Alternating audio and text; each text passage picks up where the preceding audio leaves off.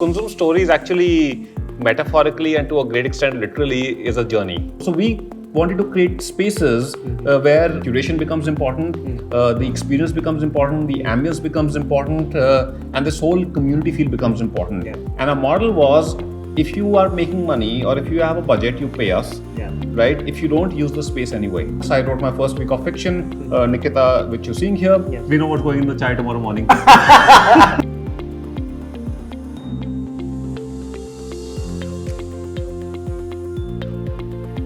Hello and welcome to the Booknerds podcast. We are so happy to kick off our season 1. Of course, it's an in-person avatar, and we are so happy to kick off with Mr. Ajay Jain. Thank you so much, Ajay, for being on the podcast. You're kicking off the season, and we are shooting at Kunzum Jorbag.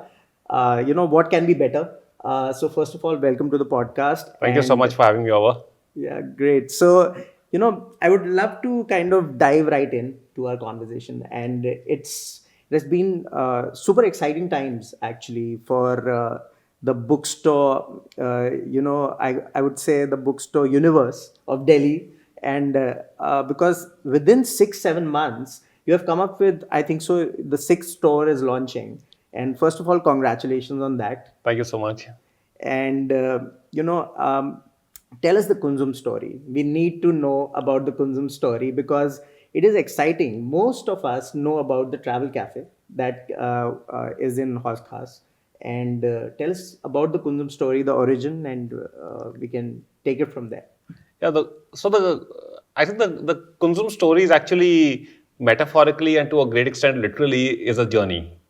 Right, and like my little personal background. Okay, while I had my background in engineering, IT, then sports management, but then somewhere in my middle years, I dropped everything, went to study journalism in the UK, and came back, worked for newspapers here, both as a full-time employee and independently. Then I got into blogging and writing columns on business, technology, and whatever came my way.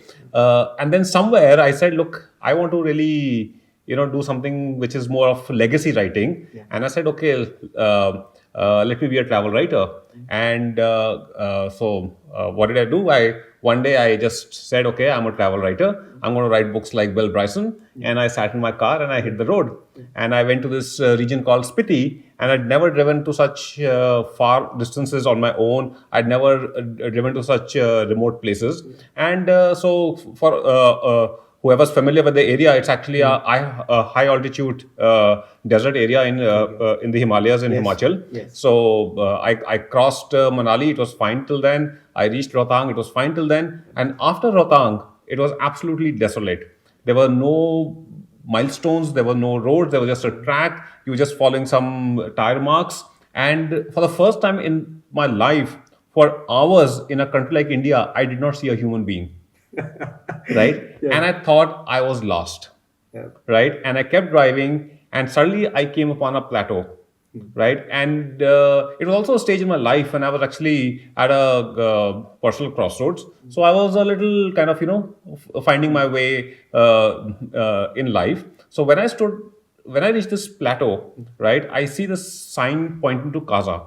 And that was my destination for the day. So literally, I found my way for the day, but standing on that spot, 14,900 something feet above sea level, the most astounding area I'd ever seen in my life. I looked around, I said, this is the planet we live in. Yeah. This is the country we live in. And I'm going to discover this country for myself by road. So metaphorically, I also found my way on in that moment. And the spot I was standing on was called the Kunzum La.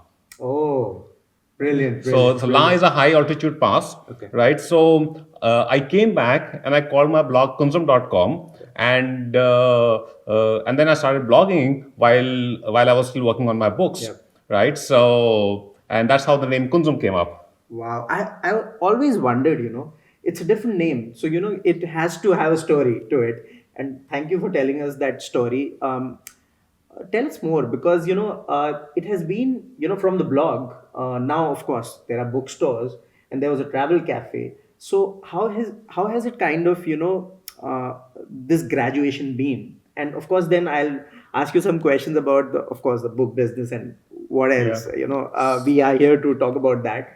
But tell us a little bit more in depth because most people, and I follow you on LinkedIn, so don't really know the entire story. They know that this is happening. Yeah. This remarkable thing is happening. Kunzum is amazing. Kunzum is opening this store and that store every week. Almost, Yeah. it seems like that, by the way. So, but people don't really know the story, and that's what I really want to kind of know. Yeah, so after the blog came up, I started writing my books, and I spoke to a few publishers, Yeah. and I realized that I don't have the patience to make pitches and all, so I started publishing the books as Kunzum itself, right? And then I also did a few shows for my photography around the city, and I sold a fair number of prints, not to people buying art as real estate, but people who just liked it aesthetically. And enthused by that experience, I said, let me open my own gallery. And we came upon a property in the little fashionable district of Haskas village in Delhi, a small place, 500 square feet carpet area. So I set up a gallery there. And lo and behold, on the first day itself, I sold a print. Wow. Yeah, and I was like, super excited. And for the next 1 year, I didn't sell a single print.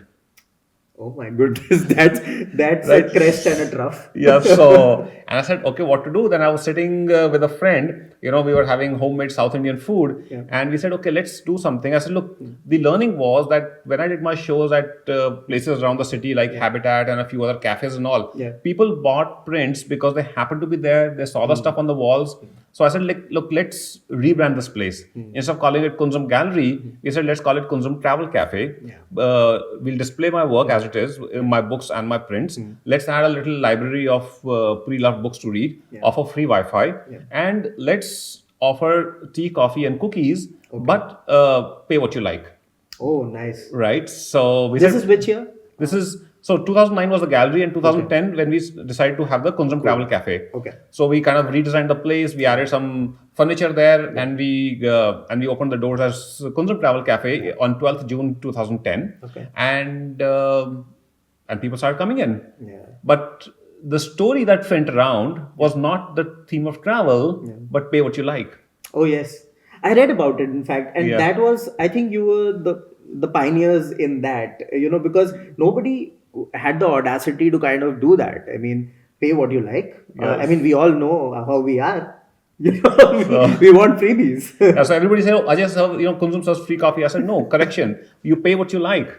You can pay whatever you want, Yes. but you pay something. Oh, yes. And people walked out without paying, and my colleagues would tell me, but sir, he or she did not pay. I said, look, that's part of the deal. Right? But what also happened is after a few days, like a grouping came to us and said that, we are a poetry group. Can we use your space for an event, for a get together? I said, yeah, sure, go ahead.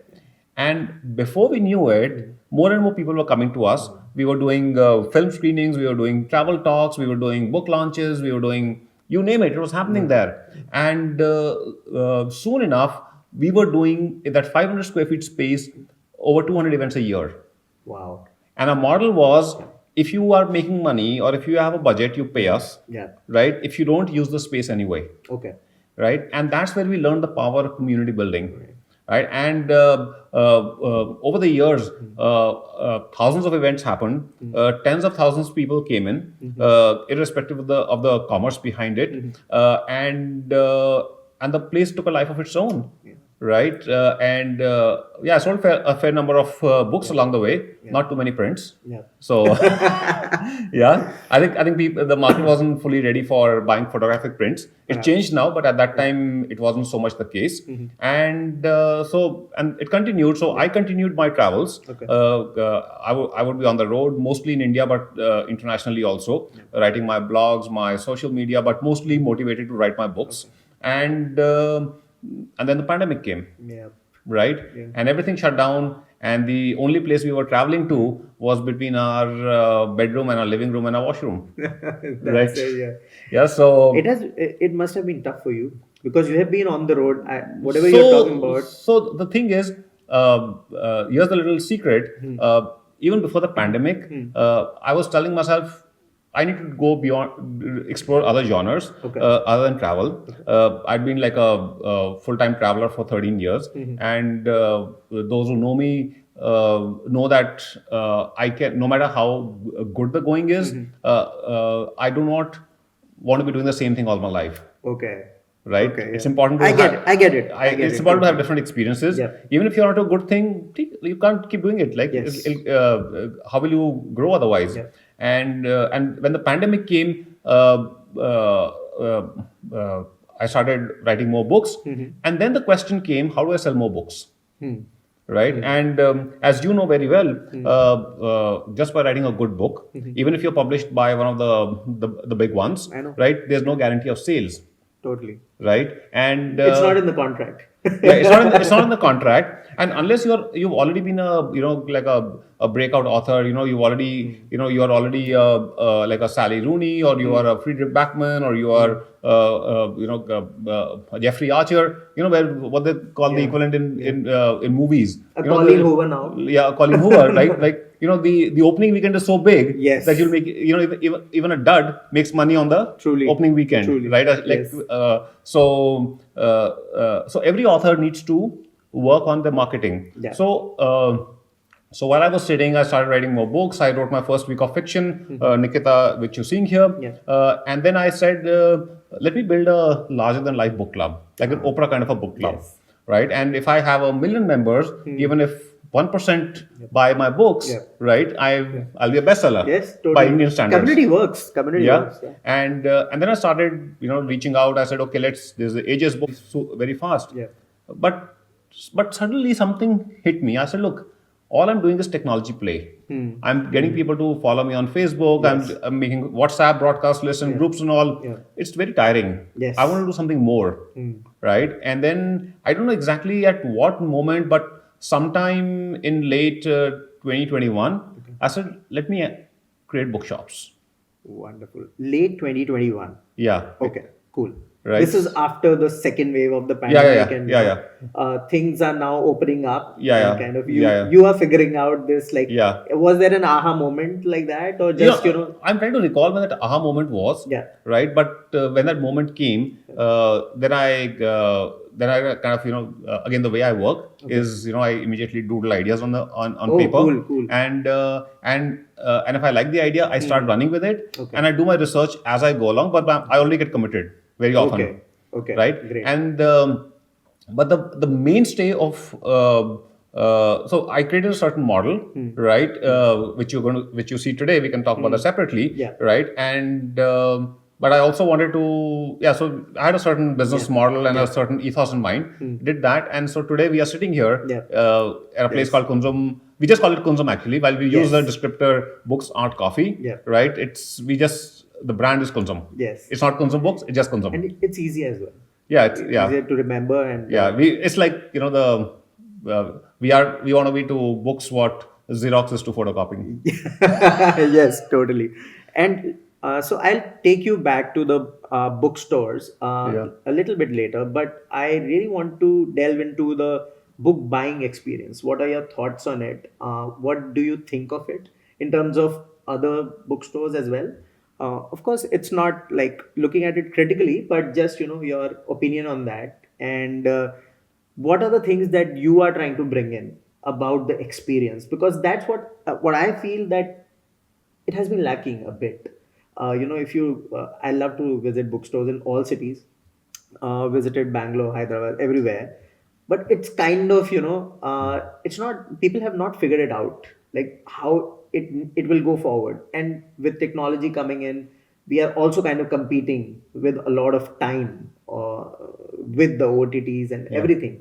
So what is your opinion on that, the book buying experience? How do you think it can get better, and what is Kunzum and Ajay trying to kind of I call Kunzum and Ajay because you have a team as well, and I know that they work all hard as well. So tell us a little bit about that. So I think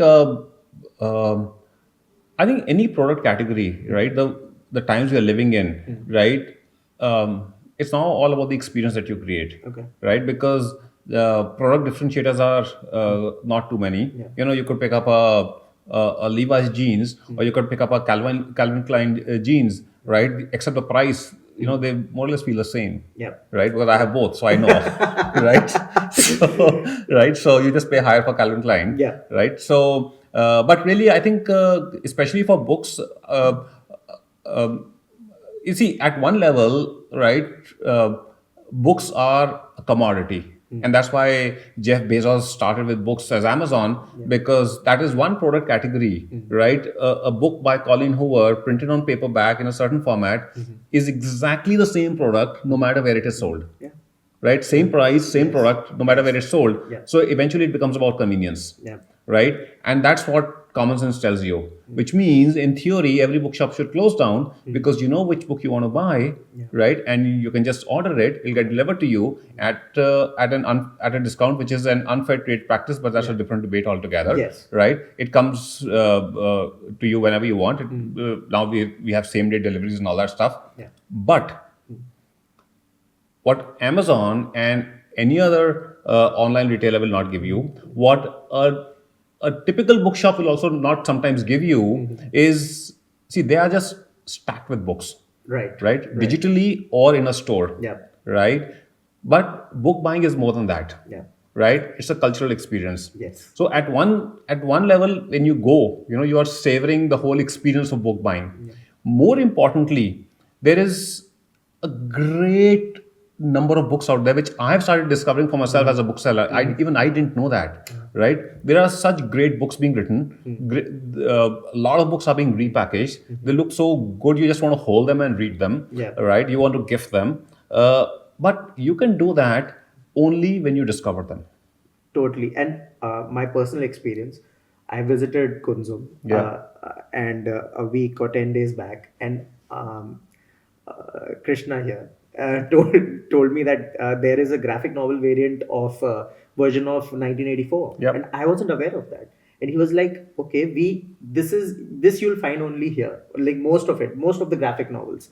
Anyways, that's an experience where kind of I was surprised. Okay, you're talking about discoverability. That's so important. And please continue. Yeah. So what you would buy, online is stuff you already know about, right? Stuff which an algorithm will tell you, or stuff that Chat GPT will tell you, Right. right? Now, yes. But culture will always remain human, and books are a culture, right? So the way we designed the stores, right? So actually, just going one step behind, when I was conceiving this whole idea of Kunzoom, I imagined my whole own book buying experience, both online and in bookstores. I looked at what I liked and what I didn't like. Okay. What I didn't like was very often, even I was buying on Amazon, right? Especially during the pandemic, I was ending buying up books which I didn't read. Why? Because they seemed good books, they seemed readable books, but they were a disappointment.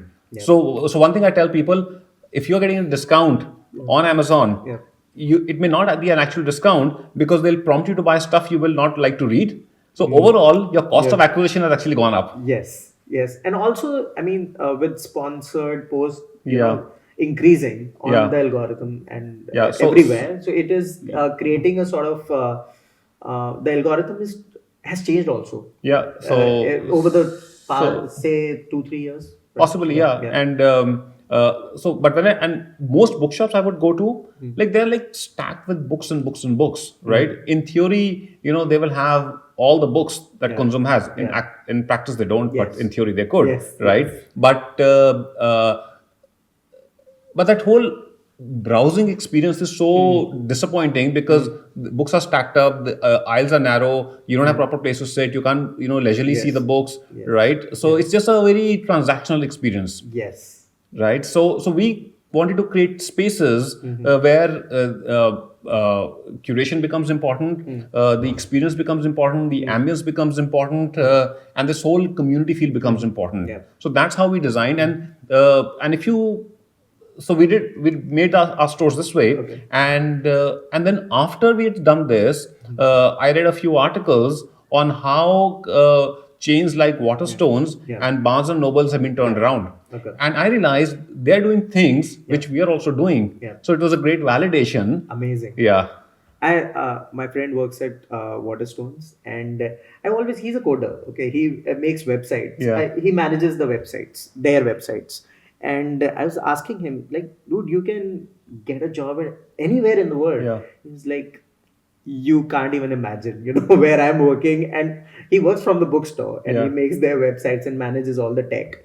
So I understand what you're saying, that he is not getting out of that space because he's enjoying it so much. Yep. Although he's a code and a reader, but he's not going out of it. Okay, talking about book curation, you mentioned it briefly, and I was intrigued by the book curation when I visited for the first time. And it's sad that I visited for the first time only for the purpose of kind of figuring things out for this shoot. But I'll make sure that I visit it more often. Take us through the book curation. What is the background process? If I mean, not the entire thing, but a glimpse of what happens. How does the team kind of contribute to it? Who's doing what? So yeah, give us a sense of that. So, our team is organized at 4 levels, Okay. right? At the core is the hardcore team from the industry, Okay. right? They've been into merchandising and sourcing books in the industry for years. Okay. So they have an experience. They may or may not be readers, Yeah. but they know what should be in a bookshop, which is the mandatory stuff. Okay. Right, and they know where it's to be sourced from, at what commercial terms, what works, what doesn't work. They know broadly, okay, Colleen Hoover sells, so we should make sure Yeah. Colleen Hoover is there, Yeah. or stuff like that. So that's I would say the core team, right? The next level, we have professionals who understand books, Okay. right? And they keep reading books. They recommend books. They go to warehouses. They browse books. They discover stuff in warehouses. They read the New York Review of Books. They go through all that, Yeah. right? So then that's how the sourcing happens, That's a lot of work. right? Yeah. It seems easy, but it's Yeah. a lot of work. At the third level, at all our stores, right, we've appointed community managers. Okay. So these community managers, the basic criteria was they need to know books. They need to be readers of books. Okay. Otherwise, they don't even come to the interview. That's the first level. Yeah. So everybody, beyond the core technical team, right? If they don't read books, you don't fit into You're not Kunzoom, in. right? So, so they are actually at the front and center of interacting with our customers. So they have their own sense of what people are reading because their friends and the circle of influence. So they recommend books, right? But because they're interacting with customers daily, and they're interacting with them for multiple things. They're telling them what the events we do. They help them find books. If books are not available, they recommend something else, or they help them, or we kind of say we take orders and then we source the books from the publishers and the distributors. Okay. So their inputs become important, right? And the fourth level is me. Okay. Right? And my job is to make sure all these 3 levels are recommending books. There's another aspect to this. Yeah. And you mentioned it before the shoot that, your wife said that, are you mad or something, when you wanted to start this? Yeah. And I'm going a bit personal here, but, you can always not answer the question. Yeah. What is this madness, and what is your response to this? Because I feel that, to come up with something or any startup or any new venture, you need a little bit of cuckoo in there to do that. So what do you feel that how can one kind of keep that going forward and at the same time keep evolving? How do you work on yourself? So you need to be a cuckoo with brains. Okay. Right? And cuckoos are very smart, species, right? Okay. And for that, because I've been a wildlife photographer, I love nature, and I've learned one thing, right? Animals are much smarter than what we give them credit for, and we are much dumber than we give ourselves credit for. Cool. Yeah. Yeah. So That has to go on a t-shirt, by the way. that's a good one, right? So but because I've gone through that, and I meet a lot of people, especially young people, right? There's no dearth of passion out there. People are passionate about things, right? I want to climb the Mount Everest. I want to travel the world. I want to, be the best. I want to build a Facebook, stuff like that. There's no dearth of passion. Yeah. But passion without substance, hard work, determination is like smoke without fire, Totally. right? Makes sense. So I think while there may be a certain madness in quotes to the way I'm trying to put this whole together. That's what it seems to the outsiders, but there's a certain method to it. Okay. Right, and one cannot. I've lost big in the past in my ventures because I went into it headlong, right, and I realized that they weren't, the foundation or the basis wasn't as strong as I thought it would be. Right. So I did a lot of number crunching. I did a lot of thinking through process, and that's when I committed myself to this venture. And opening 5 stores, we actually wanted to open all 5 stores on the same day. Okay. But on World Book Day, but targets get missed, so we started opening them as they got ready, and the 5 stores opened over a 4-month period. But the whole thing was come into the city with a bang. If you had opened 1 store at a time, right, chances are we wouldn't be having this conversation here because we may not have created the same impression on you that totally. that 5 stores did. It's like, after the first one, I thought, okay, it's fine. So that happened. And, all of a sudden, I started noticing community get involved. And that's what I want to go to next. Because the way the community has kind of embraced you as well. And it's the other way around as well. You have kind of provided that experience for that community to happen.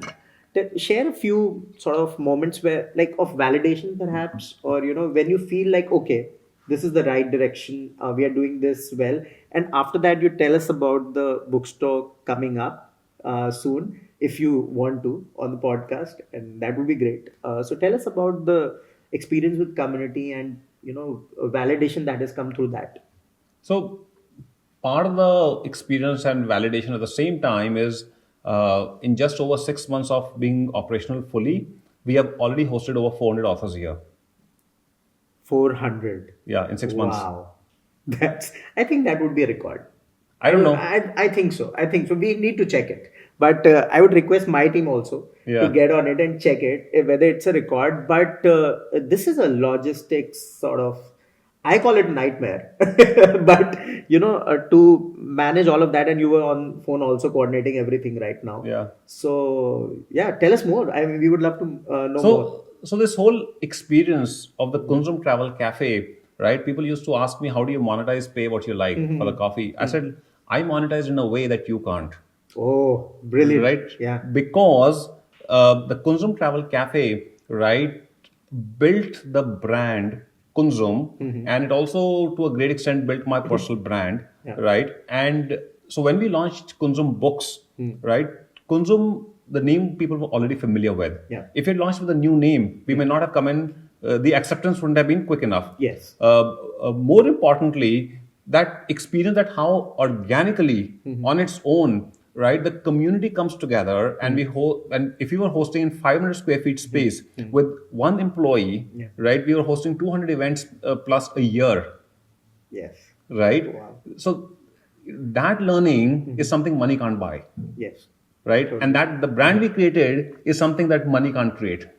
Totally. That's how we monetized it. Yes, it's amazing you talk about monetization so openly, because the conversations I have had in, of course, the online version of the podcast and what else, whatnot, people shy away from it, and that's kind of somewhat my issue with it, with what's happening in the sort of publishing space as well. Why are we shying away from it? I don't know.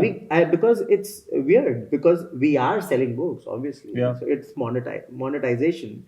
And then if everything is not monetized, how will the, kind of space flourish? It is not possible. Anyways, let's not get too deep into that. I really want to talk about the writing side of you, because we see the book Nikita here, and you have been writing for a while, you have already mentioned.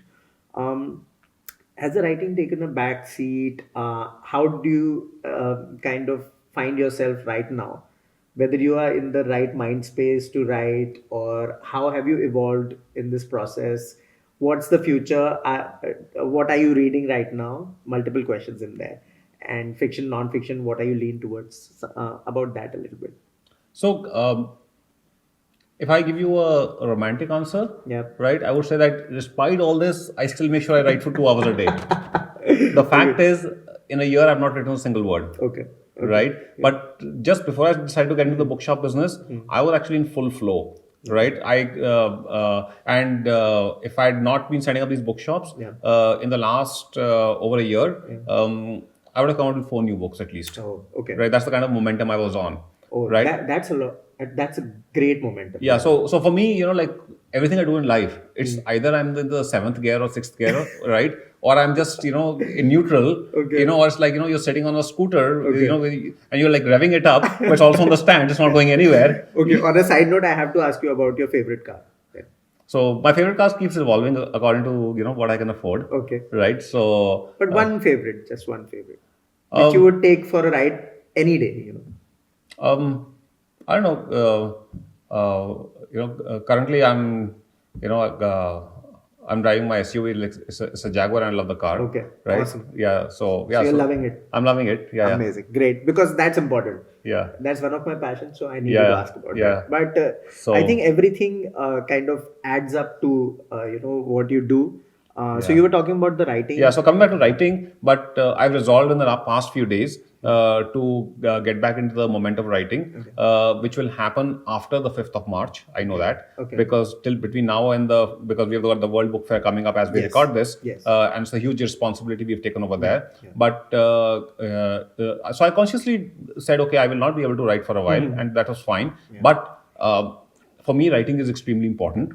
And if anybody asks me that if there is one thing that you could do well, and the only thing you could do in your lifetime, what would it be? I would say writing books. Okay. That for me, that is above everything else that I want to achieve in life. Okay. That's amazing, Yeah. It's brilliant. Ajay, let's talk about the new store that's coming up, because that's exciting news. You told me about it earlier, but everybody would love to know, what's happening, what's brewing, and when is it? Although the podcast may come in later, but we can always mention the date as well.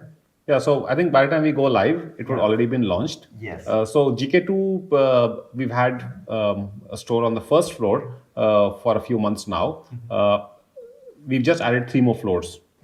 Right. So we are on the first floor currently. Okay. The second floor is going to be an exclusive penguin store, and probably the only of its kind in the world. Right. That's brilliant. I mean, it has never happened. I don't think so. And so yeah, it's unique. And obviously, we don't have the time to kind of delve deeper into that, how that happened. But tell us more about what's going to happen. On the 4th floor. So second floor is the penguin store. Cool. The third floor, we're building a 125-seater theater to do bigger book events, and not just book events, but all kinds of cultural events, which could be small format live music, some form of theater, film screenings, you name it. We could do pretty much anything over there. Right. And the top floor, we are looking at some kind of a hybrid model between, having a little small cafe, we're looking for a suitable partner. So that's some time away. And then, maybe having something to do with books, obviously, on the rest of the floor. But at least the other 3 floors, when we go live, are going to be fully operational. So come over. Yeah, sure, for sure. And it sounds really exciting, and specifically, that penguin thing that you have, cracked. I mean, it's quite brilliant, and it also sets a precedent. Maybe, in the future, more such things might come up by you or somebody else. So I think while you've not asked me this specifically, but what I would like to say is our whole approach to whatever we are doing as Kunzoom in the book space is to bring books to the forefront of to our consciousness. Why? Because we feel that the more books are talked about, the more authors are talked about, the more we kind of have conversations, the awareness will grow, the interest will grow, and when that happens, people are going to be reminded of books and the joy of reading, and they're going to start rediscovering books, and we are already seeing that. People are coming to our stores, they're coming, seeing the ambience, the experience, they're participating in events, they are like touching authors, if not literally, at least, emotionally and metaphorically, right? And they're going back buying books, and they're telling others that, we had this great experience. And the reason why our mind space and our time space has been kind of hijacked by social media, the Netflixes and other forms of entertainment and distractions in quotes is only because they made a huge song and dance about it. And the books industry in general, all stakeholders, you work with authors, so authors, publishers, designers, everybody who has a stake, the only thing they need to do is keep talking about books, keep doing events, keep the conversations going, and see how readership expands. So for us, we are not here. Okay, everybody's there to grab a part of the market share, but really our business model is based on not getting a pie of the, or like a slice of the existing pie, but expanding readership. And when we expand readership, that's when you monetize. Truly. And I have an opinion on it as well, but I'm not giving it right now because we can always kind of talk about it in more depth. Tell us about, let's go to reading, because I know that you are so passionate about writing, and what is the kind of time you can devote to reading now? How are you reading? What are you reading? What is your preference right now? So, like if I might not be leading by example when it comes to writing for the last 1 year, because I'm not selling writing here, but I'm selling books here. Yes. So I need to lead by example. So I make sure that on an average, I read at least an hour a day. Cool. Right? It could, there are days when I don't end up reading at all, but I make sure that, I get my 7 hours of reading a week. And the beauty is that when you tell yourself that you will read so much per day or per week, it never stops at that. It goes beyond that. Yes. Right? And for me, reading is like kind of, there are books kind of floating all around me. So I'm actually reading multiple books at the same time. So how does that work for you? I mean, I have always had issues with doing that. So bouncing in and off, in and out of multiple books. How does that work? Is it very comfortable for you? And I think social media has trained us to be, to have a brain running in multiple directions. Yes, so it becomes easier. So, but unlike social media, right, where you feel you are everywhere, but you, at the end of the day, it often leaves you with an empty feeling because you haven't retained anything. I think when it comes to books, you can be reading multiple books, and I think you can retain all, provided, again, it's my opinion, when you're reading books printed on paper. Okay, great. I wanted to talk about signed copies. Because I noticed, I got one for me, Tomb of Sand, and Daisy Rockwell and Gitanjali, she had signed it personally.